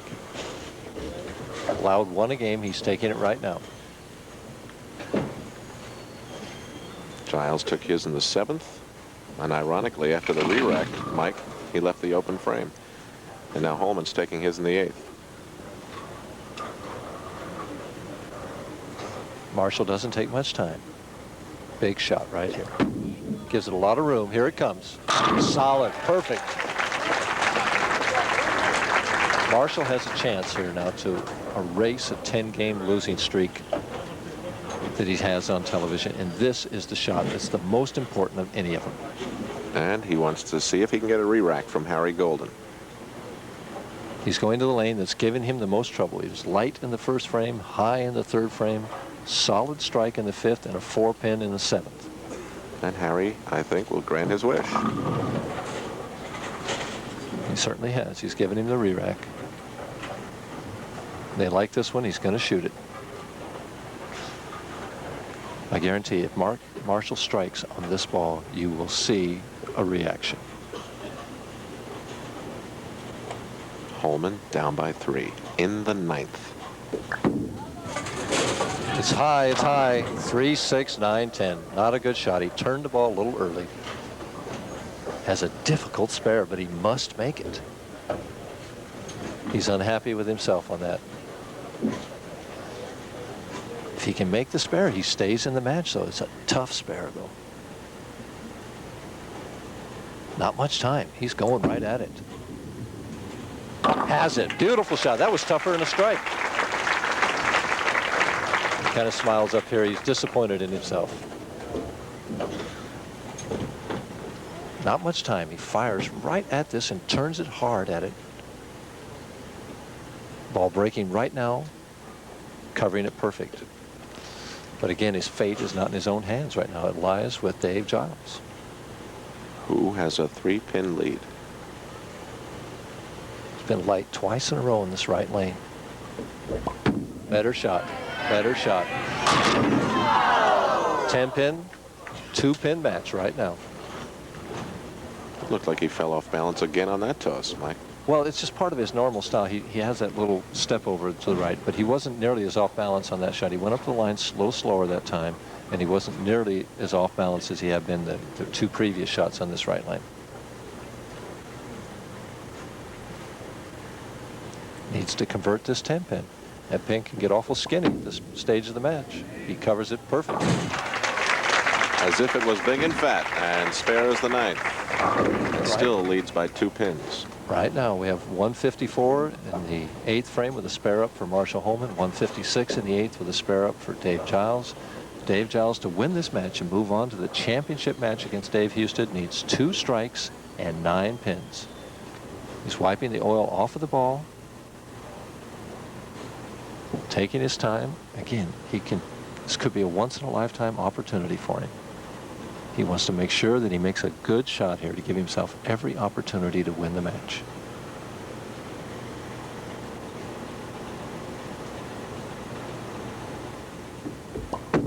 Gives it room. It's in the pocket. Solid 10. Great shot. Just a great shot under pressure. In fact, those were 2 excellent shots under pressure. Marshall Holman immediately turned around and said, whoops, this just could be it. Well, he knows he's got a chance here. Watch Dave's concentration. He's watching it. He's saying, come on, ball, carry. Oh. Oh, and then I don't know what he's saying to it right now, but I got a feeling.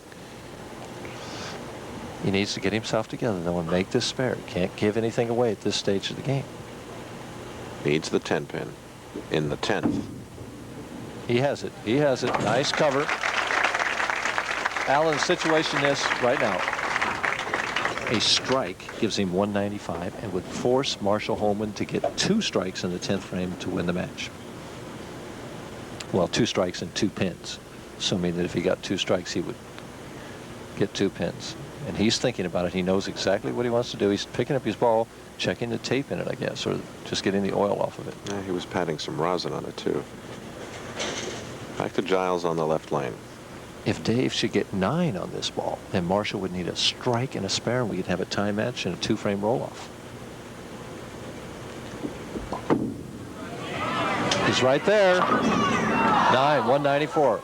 And what we have here is Marshall Holman needs 2 strikes to win, strike, spare, and we have a tie. And personally, I don't like his rack. The 3-pin looks in close to me that if he hit it solid, it would be a solid 10-pin. I'm sitting right dead behind it. And if I were bowling, I would ask Harry Golden for a re-rack. Well, right now he's just asking to get that 10-pin off of lane 23. He doesn't want that standing there while he's going to bowl. Harry Golden has a microphone. He's in communication with the mechanics in the back, and right now he's telling them to get that pin off of there. There it goes. Very tense situation. All right, that's the 10-pin being swiped away. The 10-pin that Dave Giles left, leaving Marshall Holman an opening here. We're even in the 10th. Not much time. Sends it out wide. Here it comes. Solid, perfect shot. Not much reaction on that. He knows that doesn't win the match. He needs one more to win the match. One more and one pin. I think he can handle the one pin if he gets one more strike. Crowd is murmuring here. They know they're on the verge of seeing something happen on this next shot. Marshall taking a little extra time. Blows that air out of there. He's a tremendous clutch bowler. He makes great shots when he needs them.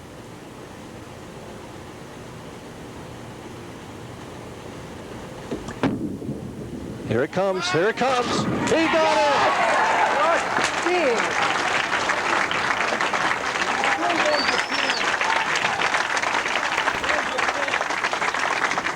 And he's saying it ends at 10. His winless streak on television ends at 10.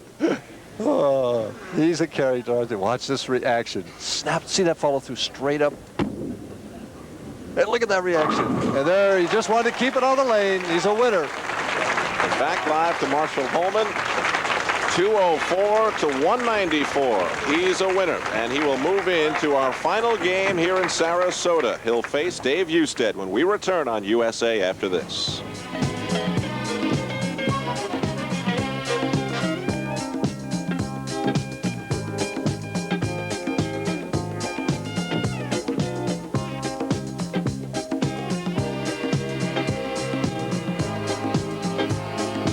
When Mattel Electronics asked me to tell you about Intellivision, I was delighted. But now they've got this $50 rebate. Well, I don't think you should buy an Intellivision because of a rebate. I think you should buy one because it's a marvelous system. A rebate commercial? I won't do it.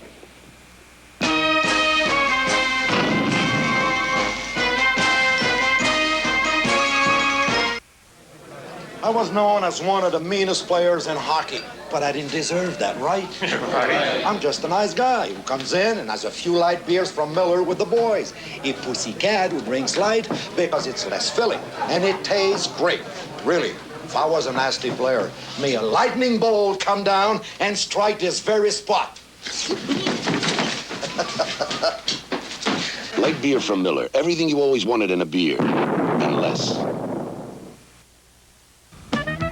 The USA Cable Network, 24 hours a day of TV programs aimed to bring your family what they want when they want it. All day Monday through Friday, USA Daytime features a fresh new mix of entertainment, talk, insights, and exercise that can brighten any day at home. Then on USA, prime time means sports time as we bring you only the best. More live Major League sports than anyone. For kids, USA offers Calliope, the best children's film festival on television. And every family's late-night rocker will love Night Flight. Late night, all night, every Friday and Saturday night. On weekends, it's kids' time all morning, plus unique features from the English Channel and classics on the USA Movie. Throughout the week, programs like U Magazine, Sports Look, Sports Probe, and the Wall Street Journal Late News all add up to a complete cable network that expands your viewing pleasure 24 hours a day. USA. 160 bowlers began, and 2 are left, and they'll bowl one game for $12,000. Marshall Holman on the left, a 204-194 winner over Dave Giles, will face Dave Husted, appearing on USA for the second week in a row. He's 22 from Milwaukee, Oregon, and he has been bowling very, very well in 1982, and currently, Mike Durbin, he is 5th on the money list this year, a little over $76,000. And if he would win this particular tournament, he'd jump all the way to 3rd. Dave has a very smooth, confident style, and basically people feel that he's the all-American boy on the PBA Tour. And earlier I had a chance to sit down and speak with Dave Husted for the second week in a row, and here's that conversation. Second week in a row for Dave Husted on USA. Dave, what do you think you're going to try to do different this week? Well, basically win. I got 12 frames to bowl, and I'm just going to be waiting for somebody, and hopefully they're going to be ready, because I know I will be. Back in our first show in San Jose and last week in Austin, Texas, you ran into a very hot bowler. There's nothing you can do about that, is there? No, Gary Skidmore shot 279, 11 out of 12 strikes, and I bowled a pretty decent game. I hit the pocket every shot but one, but those days come. If you get there enough times, the good fortune will come your way. How have these lanes been here? I know they've been very frustrating for Mike Durbin, at least.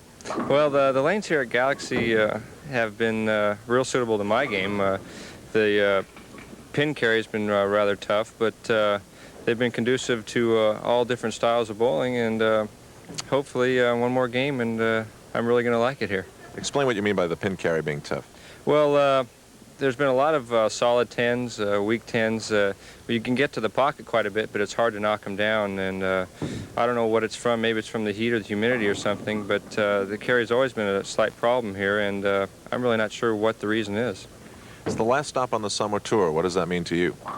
Well, it means time to take a little break, kick back for a while, and I definitely like to go out a winter. It'd be a nice way to relax on the break, thinking about this last week here. What are you going to do to relax? Well, I'm just going to go home and probably lay around the pool a little bit, play a little basketball, golf maybe do a little fishing, something outdoors.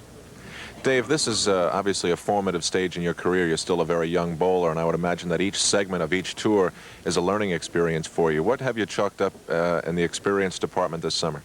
Well, basically self-confidence and real good concentration. I feel that's the key to my rising up to the top a little bit this year. After I won in Houston, things started going real well, I think, due to concentration and a lot more self-confidence. Good luck tonight, Dave. Thank you very much, Alan. $12,000 to the winner, $7,000 to the loser. Dave Husted on the left, Marshall Holman on the right. When they met in match play, it was a very close affair, 197-190. Dave Husted prevailed.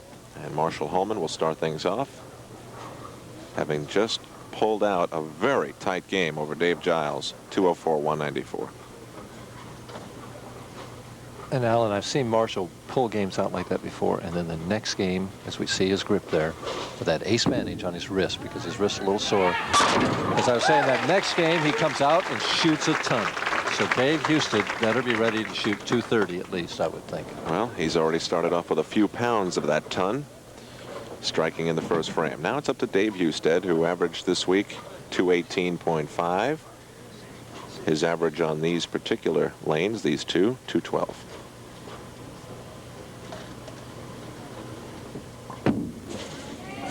Playing closer to the third arrow and right through the heart, leaving the 3-6-9. You know, Dave made the telecast of the championship round. 5 steps, very smooth. Heel toe to the line. Now watch the slide. Good slide. Left arm out there for balance. Snaps that follow through, right through past his ear. Tough spare to start out with. Has it perfectly. As I was saying, he made the championship round at the Firestone Tournament of Champions, and Ted Hannes bowled over 240 at him. Then he made the championship round in San Jose, and Steve Cook bowled 260 at him. And then he made it last week, and Gary Skidmore bowled 270 some at him. So they've just been shooting tremendous scores at him on television. And all the way from Milwaukee, Oregon, his wife Michelle watching.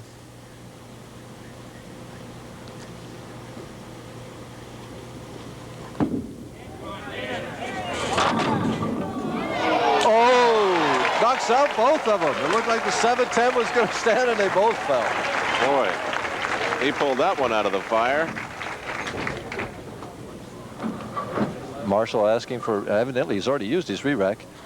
Watching the ball of Dave Husted come in light. Now watch the 5-pin. Goes to the wall. That's the head pin coming back across the lane and getting the 10. Marshall is getting the re-rack by Harry Golden. Evidently he used his first one up in the first frame. He likes this one better. So back to Marshall Holman, whose best finish this year has been second in the Cleveland Open, and at worst, he will match that effort here tonight in Sarasota. On his favorite lane right now. Here it comes. Oh, when Marshall Holman hits there, look out. See how quickly he moves back? He's like a cat coming back off that approach. Usually what he does, though, when he gets that double, is we see a replay here of his shot. Right over that second arrow, and it swings out almost to about the 6th board. Just obliterates that 5, and the head pin came off and got the 4 pin there. But anyway, what he usually does is he has very little reaction on the double, and when he gets the turkey, if he gets it, then he shows a lot of reaction. Well, that could be coming up after this shot. Up by 10 pins in the third. Those eyes. Here it comes. Oh, solid 8. I don't believe it. Neither does he. There were a lot of those this week. Boy. Oh. Well, he's watching it. He watched it go over the target. Just perfect. He's saying, oh, it's solid. Come on, ball. Carry, carry. Oh, no. Uh-oh. Uh-oh. And he missed it. And sounds of disbelief from the crowd. Marshall Holman left the solid 8 standing. On 2 shots. And he just shakes his head at himself. He has to forget it and hope that Dave Husted doesn't take advantage of that mistake he's made. So Holman leaves himself open in the third. Husted up by 3 pins. Better shot. Oh, and back to back. Oh, my goodness gracious. Wow. It's as if the pin is glued to the floor. Yeah, and that solid 8 just pops out of there like... Dave making a perfect shot, closer to the third arrow. Now watch, the ball will chop the 5 straight back off the 8, and oh. It could make a great glue commercial, don't you think? Oh. You wouldn't sell any of that glue to bowlers, I'll tell you what. Well, Dave Husted puts it away and still leads by 3 pins. He'll move over to the left lane. Dave, as we mentioned, 5th on the money list this year, a little over $76,000, and his career earnings after 5 years being a PBA member, $173, $215. And he's going to take his re-rack now in the 4th frame. And he chatted with his wife. He kind of just shrugged his shoulders, and I don't know what he said, but it was like, well. What do you think, Michelle? Should I take it now? I'll tell you, if I left that solid 8, I know I wouldn't have just shrugged my shoulders. Husted gives the pins a weird squint, figures out they're okay. Davies on the side of the ball to begin with, broken wrist, lifts straight through it. And there's the hit, the high percentage hit that carries. That light one carries better than the solid one. Swing comes out, back in, close to the ankle, follow through, little inside target that time. Comes in light, and that light hit on today's pins is a very high percentage hit. A pin did not get raked off by the sweep of the Brunswick machine and is in the left channel of lane 23, and Marshall Holman wants it out of there. Well, it's just hanging out. And someone's going to head out there and remove it. Oh, he's rolling a ball down to get it. He gets a hand. Now, stupid me, I would have gone out there and physically picked it up. And well, during the course of a tournament, that is exactly what we do many times, although usually when the pin is in the channel, we roll the ball down to get it. If it's on the lane, then someone has to go out and get the pin off it and put it in the channel and slide it back. Now back to 27-year-old Marshall Holman. And we've got 2 Oregon citizens battling here in the final. See if he can recover from that solid 8. Back, solid. That's a pretty fair recovery, wouldn't you say? It can't help but go through your mind that that solid 8 pin, he would have had 30, 60. It cost him 33 pins, that solid 8 pin, and missing it. Marshall's high game this week, 276. His low, 169.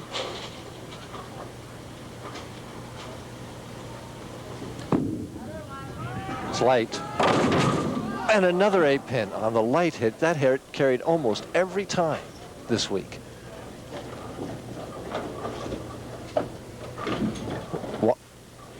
Watch it snap through. The ball goes out a little wider here. Now it's going to come in light. The head pin will go to the wall. Pins flying all over, and they miss that 8 pin somehow. And this time he converts it. Well, no open frame in the 5th for Marshall Holman. And Dave Husted leads by 3 pins. We'll continue on USA in a minute. You're about to see one of the most versatile cars in the world. Chevy Citation. It's a 4-cylinder fuel-injected compact when it comes to the corner gas station. It's a mid-size when it comes to the family reunion. It's a wagon when it comes to the seashore. And when it comes to the road, it's a performer that's outsold every other front-wheel drive over the past 3 years. Chevy Citation. Its owners might say, It's a model of versatility. When you're searching around for investment ideas, it's easy to lose your bearings. What appears to be a profitable trend can be here today and gone tomorrow. But even when there seems to be no place to turn, Merrill Lynch has an uncanny ability for matching your goals with fertile investment advice that makes us what we are. Merrill Lynch, a breed apart. How would you like to own the most timely business in America?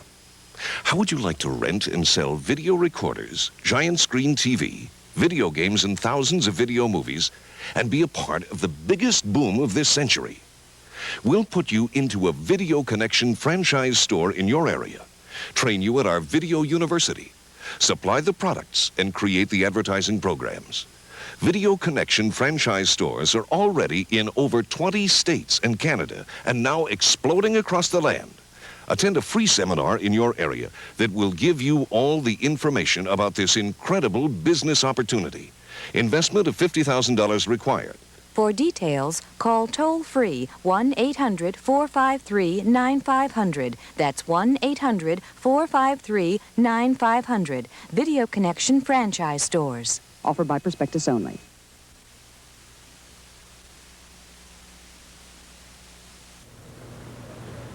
Back in Sarasota, U.S. Open champion Dave Husted trying to win his second PBA title and solidify his position in the 1983 Firestone Tournament of Champions. Right now he leads by 3 pins in the 5th frame of the championship game in Sarasota. And can increase it to 13 with a double. Doesn't take much time either. And he was a little short. It hung on his thumb. He didn't get a clean release off that ball. Sometimes during the break like that, that'll happen. He's aiming for about the 13th board, and it goes right over the 3rd arrow. This doesn't come off his hand clean. Hooks early, right through the heart of the pins, leaving the 310. He needs to make this split. About a 2-to-1 shot right here. Pros will make this at least half the time. Want to hit the 3-pin on the right, throw hard, not much hook, have it deflect in there. Straight at it, and just got it perfect. Nice shot. Big spare for Dave Husted. Very big spare. Throws this one very smooth, comes off his hand very nicely. Just perfect. Nicks that 3 and deflects right into the 10. Mike, I know it's a little early. What is Dave Husted doing? He's fiddling with the tape in this ball. Maybe it gets ruffled. All the bowlers use tape. And he might have added 1 piece of tape to the ball just to make it feel a little better. And another re-rack check here. Mike, I know it's a little early, but we haven't had a telephone ring yet here tonight in a crucial moment of the bowling. No, some centers have the ability to shut them all off. No. He didn't give it to him. Harry Golden said, no, shoot it. Marshall Holden's holding up his hand as though to say, why didn't he give it to him? And then I just heard Marshall say it's wide, and he motions to someone on the side that the pocket is wide. Which means that the 3-pin is out a little bit or the head pin is left. Either way, you can leave a solid 10 with it. And another solid 8. That's 3 in this match. Unbelievable. And Dave Husted might be feeling that the re-rack that he wanted would have prevented this. Well, it certainly would have, but he couldn't have thrown the ball into the pocket any better. The 5-pin is going to get chopped straight off the 8 again. That is the 3rd time, and we're only in the 6th frame. And Dave just holds his hands up and says, well, what in the world can I do? 2 solid 8s in 3 frames or in 4 frames. What can I do? Well, Dave walks away with his head shaking. Well, I don't blame him. You just can't put it in the pocket any better. And not to get rewarded with a strike is a crime. Well, back to Marshall Holman, down by 2 pins.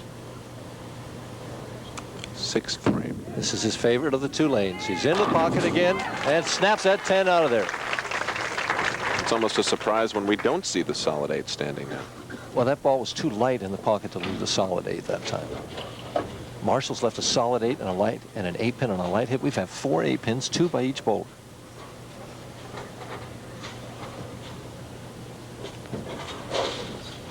Marshall paces himself beautifully. He doesn't throw the ball until he's ready, and then when he is ready, he doesn't take much time. He's very professional.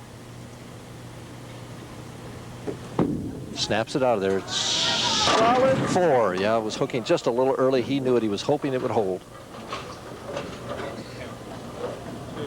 Dave Husted comes over and says, what's the count? The count right now is Husted is 9 and Holman is 7. 2-pin differential. Marshall taking no time at that spare. Knocks it over. 7th frame.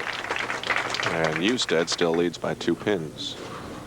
Might remember Dave appeared on our very first USA telecast. He finished 3rd at the Kessler Open in San Jose. And 3rd in last week's Aquafest Mr. Gaddy's Open. And amazing that he's left 2 solid 8s and still leading the match. He's short again with that shot right through the heart. Almost got over Brooklyn. It looked like he's stuck at the line. He's having trouble with this right lane. Leaving the 6-10, we have an even match. If Dave converts the 6-10, it's even to the pin. And Mike, it's always like if you trip on something on the sidewalk, you always turn around to see what you might have tripped over, even when it might have been your own feet. And that time Husted had trouble at the foul line and went back to check it out. Well, it's an old ploy that all of us bowlers use. We make a bad shot and then we rub our foot on that foul line. You know, it was the approach's fault. Something's wrong with the foul line. But meanwhile, Dave Husted spares in the 7th, and we're even in the 8th frame. But Dave has let these bad breaks get to him just a little bit, and his attitude has gone just a little bit sour right now, but he needn't be that way. There's 3 frames to go to win the tournament. We have an even match, and it's a 3-frame match right now is what it boils down to. 8th, 9th, and 10th. You've got to put everything else behind you and concentrate on one shot at a time. This is a $5,000 game. That's what separates the first 2 prizes. Right in the pocket, and the solid 10. And that's why he's disgusted, because he's made some good shots, several, and has not been rewarded at all. See the broken wrist, left arm out for balance, good loft, good follow through. Watch the 6-pin. Wrap right around the 10, really never even got close to it. That puts Marshall Holman in the lead, sitting on the bench. Cross lane at the 10, and he has it.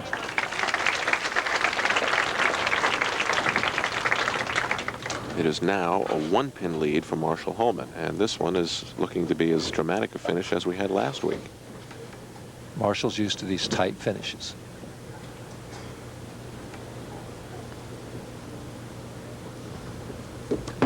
Sends it out. Here it comes. Perfect. Boy, he has just crunched this right lane. Comes back quickly off the approach, just like a cat. Now he's studying the rack and asking for a re-rack. Harry Golden will have to come over and look at it. Boy, Harry hasn't done this much walking since today on the fairway. He's going to give it to him. At least I think he is. He's standing there long enough where it appears that he's telling them in the back to give him the re-rack.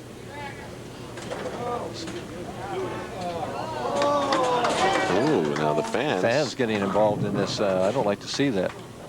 Boy, Harry's involved in some controversy here.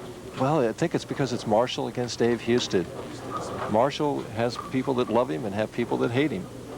Meanwhile, Dave might be thinking, how come I didn't get it? That's exactly what he might be thinking. Exactly. I don't blame him. However, Harry Golden says when he goes up there, he doesn't know who's up there. He doesn't pay any attention. He only looks at the rack. He's as objective as he can be. Marshall can take an 11-pin lead with a strike here. And gets it. There's the reaction. Snaps that weak 10 out of there. Watch Marshall. He's looking at the ball now. Come on, ball. Carry. Is it going to carry? Yes. Davey is still potential 216 if he can strike out. Better shot on this right lane. Better shot. And gets that 10 out of there. We have an interesting situation developing here right now, Alan. Dave Husted can strike all the way out for 216, and he's asking for a re-rack on this lane 23. And I know what's going through his mind. Is he going to give it to me now? Yep. He's telling him what he thinks is wrong with it, and Harry is giving him the re-rack. Harry is talking into that headset, into the... to the mechanics and back. Right. Now the crowd applauds because they're giving the re-rack to Dave. I guess that was the reaction before. Marshall holds up his hands. He says, what am I supposed to do? Well, in all the tour stops so far, we've never heard the crowd applaud a re-rack. No, not yet. They're looking at it again. Are they going to ask for another one?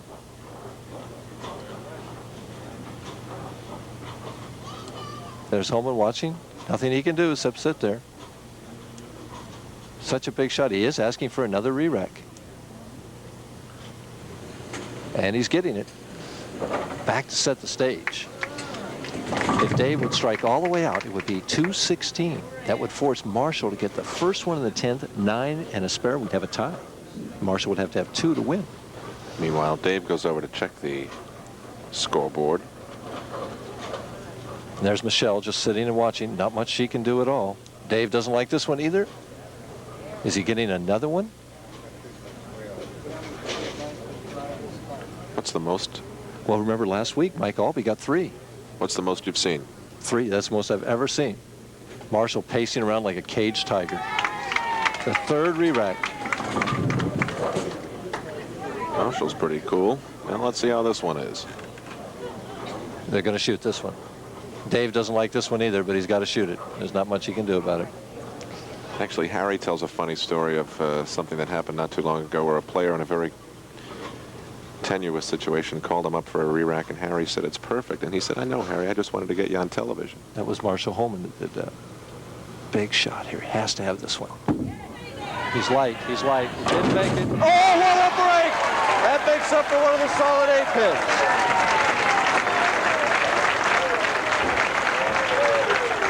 He gave up on this shot. He didn't get the... He knows it's too far out. He says, oh, no. No. What a break. Now he has to take advantage of that. 1 pin right now. He can take the lead by 9 with 1 more.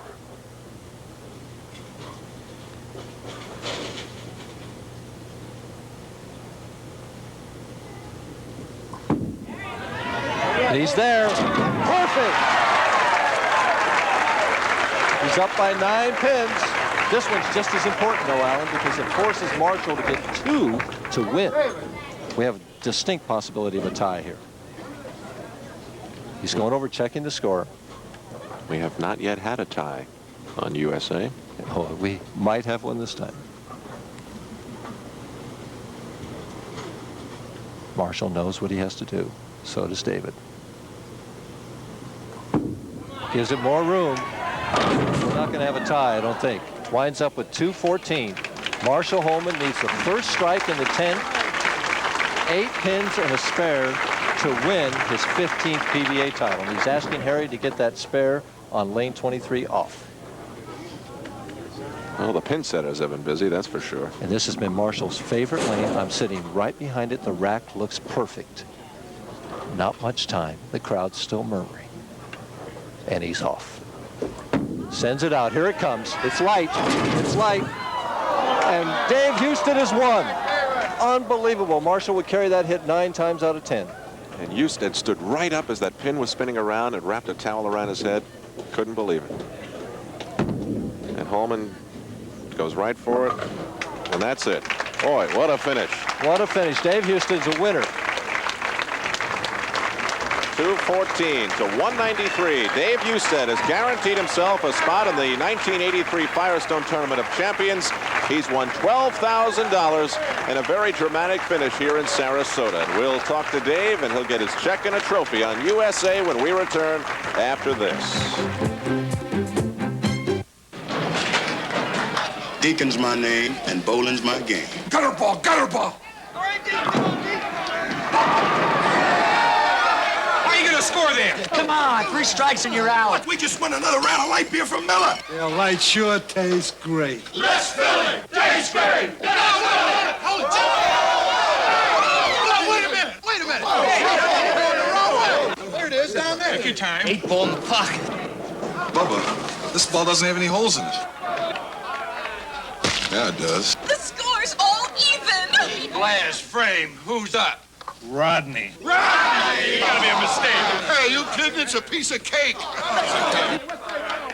All we need is one pin, Rodney.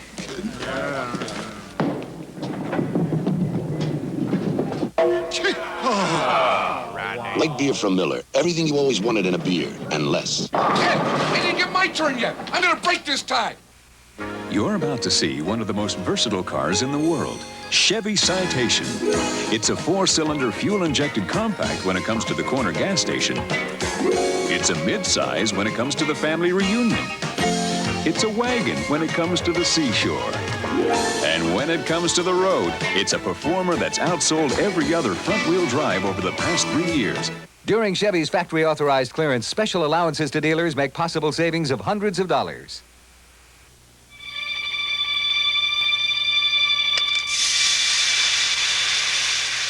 This is hot. But inside your car's engine, temperatures sizzle to 500 degrees. That's why you need Mobil 1. It outlasts all ordinary motor oils at extreme temperatures. Mobil 1, the oil that saves you gas and more. Back at Sarasota, the Galaxy Lanes, and Dave Husted is the 1982 Sarasota Open champion.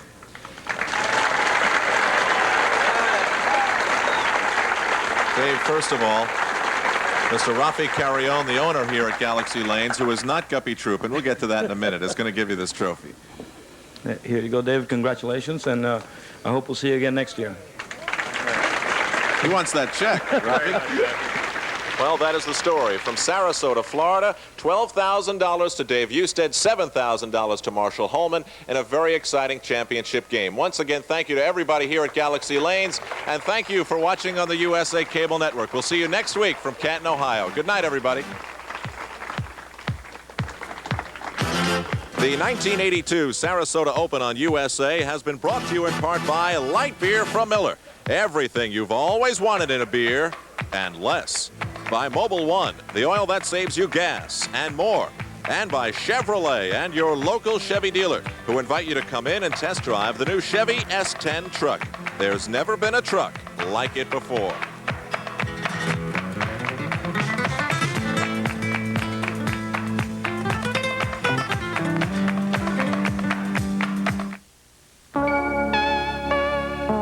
You are about to experience a car that